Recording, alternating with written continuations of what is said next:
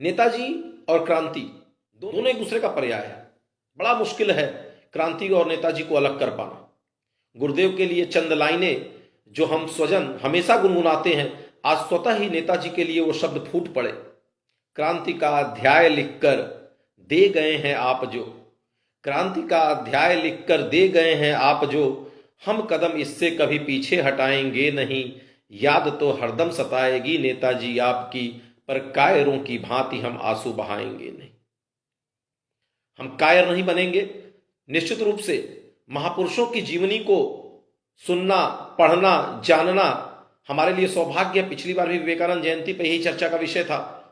एक बात समझ में नहीं आती, जितने भी महापुरुष हैं, अगर महापुरुषों की हम बात करें तो बहुत मुश्किल हो जाएगा कि हम इस बात में अलग अलग कर सकें कि कौन महापुरुष किस स्तर पर। चलिए, मेरे मन में एक प्रश्न उठता है, उस प्रश्न के साथ आपके साथ चर्चा करते हैं कि किस महापुरुष को किस श्रेणी में रखा जाए। स्वामी विवेकानंद, भगत सिंह, छत्रपति शिवाजी, कबीरदास जी, चंद्रशेखर आजाद, सुभाष चंद्र बोस, झांसी की रानी लक्ष्मीबाई, जितने भी महापुरुष, जितने भी श्रेष्ठ शानदार व्यक्ति, यहां तक कि अगर रामायण की वो गिलहरी, अगर रामायण के वो वृद्ध जटायु को भी हम इसमें शामिल कर लें तो बड़ा ही मुश्किल हो जाता है मेरे जैसे अनगढ़ के द्वारा ये तय कर पाना कि किसे ऊपर और किसे नीचे।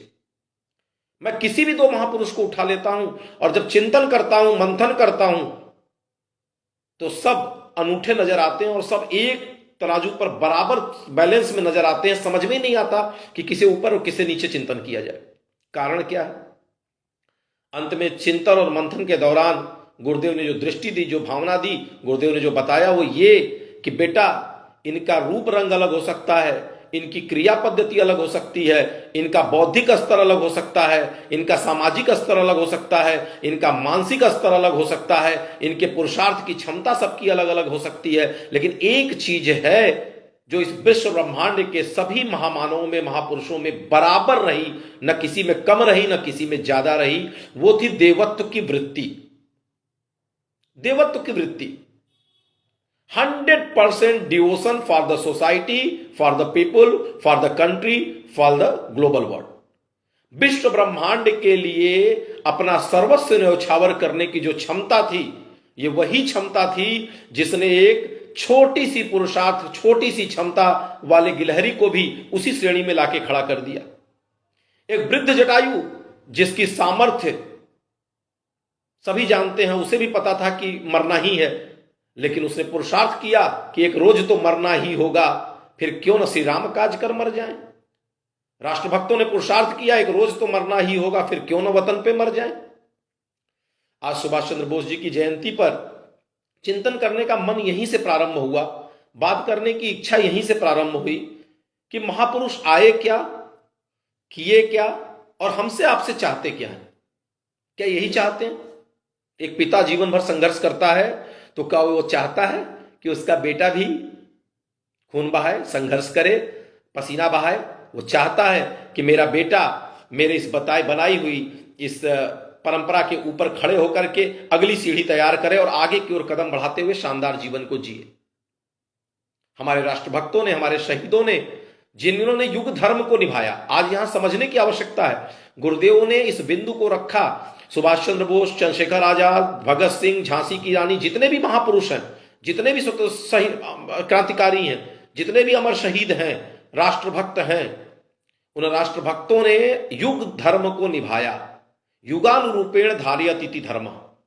देश, काल, समय, परिस्थितियों के अनुरूप जो धारण करने योग्य है वो युग धर्म है। उन्होंने अपना युग धर्म निभाया। उन्होंने अपना युग धर्म निभाया।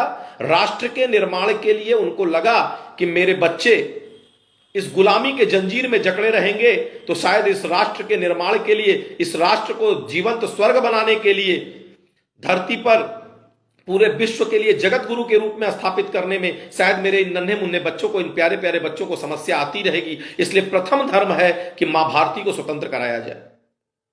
बस दो ही बिंदु पर आज चर्चा करके अपनी बात को समाप्त करेंगे, फिर आगे बातें होती रहेंगी। कि भारतीय संस्कृति, उन्होंने क्या किया कि मां भारती को स्वतंत्र कराया जाए, और इसके लिए उन्होंने तन मन धन जीवन सब तुझको अर्पण, मां को सब कुछ अर्पित कर दिया। आज परिणाम क्या हुआ? हम स्वतंत्र हो गए। लेकिन गुरुदेव की फिर वो 4 लाइनें मुझे याद आती हैं, एक युद्ध जीत कर हम स्वतंत्र हो गए, किंतु हाय स्वप्न लोक में तुरंत खो गए, भूल गए प्रीति रीति नीति भरा रास्ता, भेदभाव द्वेष आदि में प्रवीण हो गए। कहां पहुंच गए?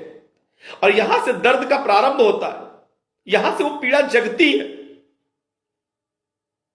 यहां से पीड़ा इसलिए जगती है, कहते हुए अंदर से रोष भी है और अश्रु के साथ। अश्रु कमजोरी नहीं है, यह अश्रु भावना का प्रतीक है, और यह रोष है कि यहां से पीड़ा का उत्पन्न होती है कि शायद वो नासमझ थे। आज युवा पीढ़ी से बात करिए, शराब पी रहे हैं, सिगरेट पी रहे हैं, अपनी मनमानी कर रहे हैं, अपने समय का जैसे मर्जी मितव्य कर रहे हैं। मेरा है, मेरे बाप का कमाया हो, मैं जैसे जैसे जाऊं वैसे जीऊं। आप कौन होते हो बताने वाले? आप कौन होते बात करने वाले? आप कौन होते हो चर्चा करने वाले? उस दिन इस बात की पीड़ा होती है कि काश सुभाष चंद्र बोस, काश भगत सिंह, चंद्रशेखर आजाद, झांसी की रानी, अगर हम जैसे समझदार होते तो भगवान की कृपा से उनकी मेधा इतनी प्रखर थी, इतने प्राणवान, इतने क्षमतावान थे, इतने तन मन धन से समृद्ध थे कि वो सुर सुरा सुंदरी में डूबे रह के, आकंठ डूबे रह के अंग्रेजों के राज्य में भी अपने जीवन को, अपने भौतिक जीवन को शानदार जी सकते थे। लेकिन दुर्भाग्य, कुर्बान हो गए, प्राण न्यौछावर कर दिया। किसके लिए? हमारे आपके लिए। माफ करिएगा, मैं इसके पहले भी इसी बात पर चर्चा कर रहा था। मुझे हमेशा अपने लिए एक बात लगती है कि अगर महापुरुषों की बलिदान के ऊपर खड़ा होकर के अगर हम अट्टहास कर रहे हैं, तो या तो हम हैवान हैं या पागल हैं। या तो पागल हैं, मुझे सेंस ही नहीं है कि मैं उस किसी व्यक्ति की लाश के ऊपर, शव के ऊपर खड़ा होकर अट्टहास कर रहा हूं, और या तो हम हैवान हो गए, मेरी भाव संवेदना मर गई है, मुझे फर्क ही नहीं पड़ता। यह चिंतन का विषय है। उन्होंने अपनी भरी जवानी, उन्होंने अपना सर्वस्व हमारे आपके लिए न्यौछावर किया। आज वो दिन चिंतन का है। वो महापुरुष तो जब थे, उनका जीवन तो हमारे काम आया ही। आज उनके जीवन के बाद, उनके जाने के बाद जो उनकी यादें हैं, वो भी हमारा आपका निर्माण कर रही हैं। लेकिन ये एक दिन चिंतन कर लेना, एक दिन उनकी चर्चा कर लेना, परिचर्चा कर लेना, क्या पर्याप्त हो पाएगा? वो चाहते क्या? वो चाहते सिर्फ इतना सा है कि उन्होंने जिस उद्देश्य से मां भारती के लिए अपने आप को बलिदान किया कि मेरे बच्चे, इस समाज में गुरुदेव का जो सूत्र था, प्यार, प्यार और केवल प्यार, आत्मीयता और प्यार ही एकमात्र ऐसा धरातल है जहां से खड़ा होकर के हम युग निर्माण की उस क्रांति का शंखनाद कर सकते हैं। इसके सिवा तीसरा कोई उपाय है नहीं। तीसरा कोई उपाय है नहीं, क्योंकि इस दुनिया में व्यक्ति सुनता भी अपनों की है और व्यक्ति सुनाता भी अपनों को है। परायों से कोई टेक्नोलॉजी ले सकता है, लेकिन परायों से वृत्ति परिवर्तन नहीं कराई जा सकती। एक शराबी का शराब इतना सगा होता है जितना सगा उसका पिता नहीं होता है। वो पिता को छोड़ने की स्थिति में होता है, लेकिन शराब छोड़ने की स्थिति में नहीं होता। अगर उसकी शराब छुड़ानी है तो किसी व्यक्ति को उसका इतना सगा बनना पड़ेगा कि उसे लगे कि अगर इस व्यक्ति को खो दिया तो निश्चित रूप से ज्यादा नुकसान होगा, इससे बेहतर है कि शराब को छोड़ दिया जाए। अगर वृत्ति बदलनी है तो अपनत्व तो काम करेगा। वृत्ति का बदलाव नहीं हो सकता बिना अपनत्व के। और आज ये पूरा का पूरा मिशन गुरुदेव के उस प्रेम, उस अपनत्व के ढांचे पर खड़ा है। मैं ये नहीं कह रहा कि गायत्री परिवार का मतलब कि पूरे विश्व में, गायत्री परिवार तमाम अनेक लोग हैं पूरे विश्व ब्रह्मांड में जो जगह जगह से श्रेष्ठ कार्यों का संचालन कर रहे हैं। वसुधैव कुटुंबकम का है। हम भारत के नागरिक हैं। अपने अपने परिवार की छोटी छोटी जिम्मेदारियों को लेकर के अगर अपना निर्माण करते हुए, अपने परिवार को लेकर के अगर आगे बढ़ते हुए चले, तो निश्चित रूप से कहते हैं कि हम एक व्यक्ति, गुरुदेव ने 3 सूत्र दिया, व्यक्ति निर्माण, परिवार निर्माण, समाज निर्माण। और उस बात को हमेशा कहते रहे कि बेटा निर्माण तो एक ही है, व्यक्ति निर्माण और केवल व्यक्ति निर्माण। क्यों? अगर व्यक्ति अपना निर्माण करता हुआ चला जाए तो निश्चित रूप से हर व्यक्ति अगर यह संकल्प ले ले तो व्यक्तियों से मिलकर ही परिवार बना है और परिवारों से मिलकर के ही समाज बना है। निश्चित रूप से आज ये चिंतन का विषय है। आज की ये जयंती हम सभी के लिए ये चिंतन का विषय है कि महापुरुषों ने अपना सर्वस्व बलिदान कर दिया हमारे लिए, तो हमारा आपका क्या दायित्व बनता है, क्या फर्ज बनता है? इतना तो कर जाए, गुरुदेव ने लिखा कि वर्तमान में समय दान ही युग धर्म। युग धर्म पर गुरुदेव ने बारंबार जोर दिया है। जो लोग बलिदान की बात करते हैं, मुझे कई बार भ्रम होता है, कई बार मैं कंफ्यूज हो जाता हूं जब लोग कहते हैं आज का दिन है और खून रक्तदान की बात। रक्तदान की उन्होंने मांग कैसे की? क्या रक्त मांगा था? स्पेशली रक्तदान का मतलब है अपना पूरा जीवन, अपना पुरुषार्थ, अपना तन मन धन, अपने आप को राष्ट्र के लिए समर्पित कर देना। रक्तदान का यही मतलब थोड़ी खून निकाल करके बाहर कर देना। रक्तदान का तात्पर्य था, उन्होंने कहा तुम मुझे खून दो, मैं तुम्हें आजादी दूंगा। वहां खून का सेंस क्या था? वहां खून का सेंस क्या था? वहां उनका भाव यही था कि अपने आप को मां भारती के लिए बलिदान कर दिया जाए। बलिदान शब्द को लेकर के लोग बहुत छोटे अर्थों में ले लेते हैं। जिस समय पंच प्यारों की बात खालस पंथ में हुई, सभी जानते हैं कि वो 5 प्यारों का जब चयन हो रहा था तो उनके गुरु, जब पर्दा गिरता था, रक्त की धार बहती थी, तो लोग समझते थे काट दिए गए, लोग समझते थे कि उनका गला कटा है। लेकिन अंततः माला पहने हुए वो बाहर निकलते हैं और कहते हैं ऐसे वीर बलिदानियों की भारत मां को, सपूतों को जरूरत है जो अपना सर्वस्व न्यौछावर कर सके। यहां बात वही है। ठीक, अगर सर्वस्व न्यौछावर की स्थिति में नहीं है तो जो हम प्रज्ञा पुत्र हैं, जो शानदार हैं, वो इतना तो प्रयास कर ही सकते हैं कि मां भारती के लिए जो कुछ है और उसमें से जो हम थोड़ा अपने लिए बचा लें, थोड़ा अपने परिवार के लिए बचा लें, लेकिन अपने जीवन का अधिकतम हिस्सा, क्योंकि ये समय दान ही युग धर्म और ये समय की विशेष मांग है। सबसे बड़ी बात है, मैं ये नहीं कह रहा, देखिए बहुत बार धर्म को लोग और युग धर्म को लोग आइडेंटिफाई नहीं कर पाते तो दिक्कत हो जाती है। हो सकता है समय की मांग किसी विशेष से हो। एक उदाहरण देते हैं आपको। कई बार कहा जाता है कि पिता की आज्ञा, भाई सीधी सी बात है, जो बच्चा पिता की आज्ञा मानता है वो बच्चा समाज में शानदार कहा जाएगा, श्रेष्ठ कहा जाएगा, उसका सम्मान होगा, लोग उसको प्यार करेंगे। नहीं, शानदार व्यक्ति, पिता की आज्ञा माननी चाहिए। पिता की आज्ञा न मानने वाले व्यक्ति को व्यक्ति धार्मिक नहीं गिनेगा, व्यक्ति अच्छे संस्कार वाला नहीं गिनेगा। अपने पत्नी, बच्चों, परिवार के प्रति अपना एक दायित्व है। लेकिन समय की मांग के अनुरूप क्या प्रहलाद को इस सांचे की वजह से आप बाहर कर सकते हैं? नहीं मानी थी आज्ञा, प्रतिकार किया था। क्या गौतम बुद्ध जी को आप श्रेष्ठ नजरों से नहीं देखते हैं? क्यों? क्योंकि उन्होंने युग धर्म को पहचाना था, समय की मांग को पहचाना था। हर व्यक्ति से समय की मांग है और आज समय की मांग है कि कुछ लोग अपना समयदान, जो से गुरुदेव की एक पुस्तक है महाकाल का प्राणवान प्रतिभाओं से आमंत्रण, जो परिजन सुन रहे हैं, जो लोग सुन रहे हैं, प्राणवान प्रतिभाओं से आमंत्रण। शानदार व्यक्ति, क्योंकि फिजिक्स वही पढ़ा सकता है जिसको फिजिक्स आती है, केमिस्ट्री वही पढ़ा सकता है जिसको केमिस्ट्री आती है, गणित वही पढ़ा सकता है जिसको गणित आती है, विज्ञान वही पढ़ा सकता है जिसको विज्ञान आती है, माफ करिएगा, संस्कार समाज में वही पहुंचा सकता है जो स्वयं संस्कारवान जीवन जीने का प्रयास कर रहा हो, जी रहा हो। ठीक है, प्रयास कर रहा हो और पूर्ण भावना के साथ प्रयास कर रहा हो, निश्चित रूप से वही व्यक्ति का कहने का अधिकारी भी है। गुरुदेव कहते थे, बेटा जब तक तुम्हारी जिह्वा बोलेगी सामने वाले का सिर्फ कान सुनेगा, लेकिन तब तुम्हारा जीवन बोलेगा, जब तुम्हारा चिंतन, चरित्र, आचरण, व्यवहार बोलेगा तो सामने वाले का हृदय परिवर्तन स्वतः होता हुआ चला जाएगा। आवश्यकता आज इस बात की आन पड़ी है कि जो समाज के शानदार लोग हैं, जो समाज के बहुत बार शानदार लोग मिलते हैं और एक बात कहते हैं, साहब हम तो अपनी जिंदगी बहुत अच्छी जी रहे हैं, मैं तो कोई गलत काम नहीं करता, मैं बड़ा शानदार ढंग से अपना जीवन जीता हूं, मेरी उपासना भी ठीक है, मेरी साधना भी ठीक है, मेरी सारी चीजें सब कुछ ठीक है, मैं सब कुछ ठीक जी रहा हूं, मेरे अंदर कहीं कोई दिक्कत नहीं है। माफ करिएगा, मैं क्या कर सकता हूं? माफ करिएगा, पीड़ा उन्हीं से ज्यादा है, पीड़ा उन्हीं से ज्यादा है, क्योंकि जिनका प्रभाव पड़ सकता है वो कृपण हो गए हैं। कृपणता सिर्फ पैसे की नहीं होती है। पैसे को इकट्ठा कर लेना, जगह जगह से कहते लोग पैसे का कंजूस है। अगर हमने साधना इकट्ठी कर ली, अगर हमने संस्कार इकट्ठे कर लिए और उस साधना और संस्कार के साथ अगर हम समाज में नहीं उतरे तो निश्चित रूप से आपके न उतरने से समाज मिसगाइड होता हुआ चला जाएगा, गलत दिशा में बढ़ता हुआ चला जाएगा। ये समय आन पड़ा है, ये समय आन पड़ा है। गुरुदेव की उस पुस्तक को बार बार मैं कह रहा हूं कि महाकाल का प्राणवान प्रतिभाओं को आमंत्रण है।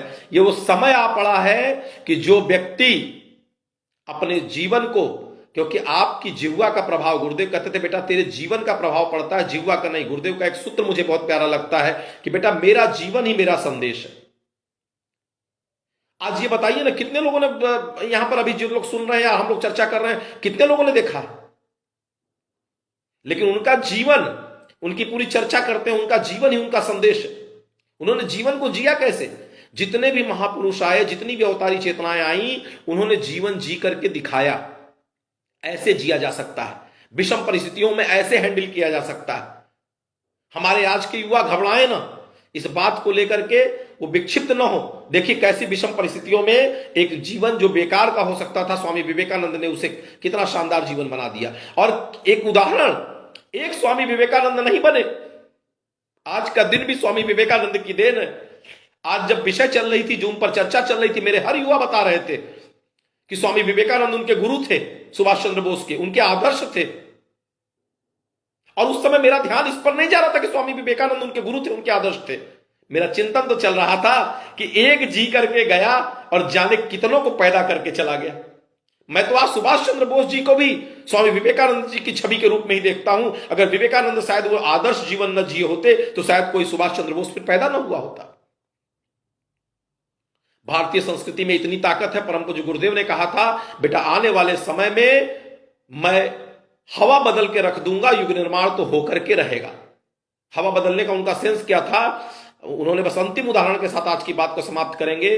पांडिचेरी आश्रम में महर्षि अरविंदो ने जब अपने राष्ट्र स्वतंत्रता संग्राम में तमाम प्रयास किए और लगभग असफल प्रयास किए सारी चीजों को लेकर, मैं असफल शब्द को अभी जोड़ने जा रहा हूं आगे, तो प्रयास किया, तो उस प्रयास के बाद वो पांडिचेरी आश्रम पहुंचते हैं और पांडिचेरी आश्रम में आध्यात्मिक वातावरण का सृजन करते हैं।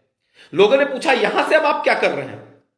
बोले, यहां से मैं सच्चे राष्ट्र की स्वतंत्रता का युद्ध लड़ रहा हूं। बोले, ये कौन सी स्वतंत्रता है? बेकार की बात कर रहे हैं आप, ये कौन सी स्वतंत्रता की लड़ाई है? बोले, सुन, जब तक हवा में निगेटिविटी तैरती रहेगी, जब तक गंदे विचार तैरते रहेंगे, जब तक संकीर्ण भावना तैरती रहेगी, जब तक स्वार्थ की भावना तैरती रहेगी, तब तक किसी के अंदर देश के लिए मर मिटने का जज्बा पैदा नहीं होगा। मैं इस पांडिचेरी आश्रम से, मैं आध्यात्मिक प्रयोग के माध्यम से ऐसी ऊर्जा पैदा कर दूंगा कि लोग मर मिटने को तैयार हो जाएंगे। और उसी ऊर्जा का नतीजा था कि एक कारवां हमारे देश के स्वतंत्रता संग्राम सेनानियों के लिए तैयार होता हुआ, एक वातावरण तैयार होता हुआ चला गया। परम पूज्य गुरुदेव ने उसी आध्यात्मिक प्रयोग को करते हुए कहा था कि मैं आने वाले समय में अपने परिजनों के माध्यम से, अपने बच्चों के माध्यम से एक ऐसे दिव्य वातावरण का सृजन करूंगा कि निश्चित रूप से वो दिव्य वातावरण युग निर्माण की एक आधारशिला बनेगी। कार्य बहुत लोग करेंगे, बहुत सारे लोग कर रहे हैं। आधारशिला बनने की बात गुरुदेव ने कही कि साधना के माध्यम से, स्वाध्याय के माध्यम से, संयम के माध्यम से, साधना की धुरी पर टिका हुआ अगर कोई आध्यात्मिक संस्थान, कोई समाज का केंद्र है तो गायत्री परिवार। और एक बात को आज और कहनी है, जितने महापुरुष हुए ये समाज, वो अपने जीवन के क्या सफलतम लोग थे?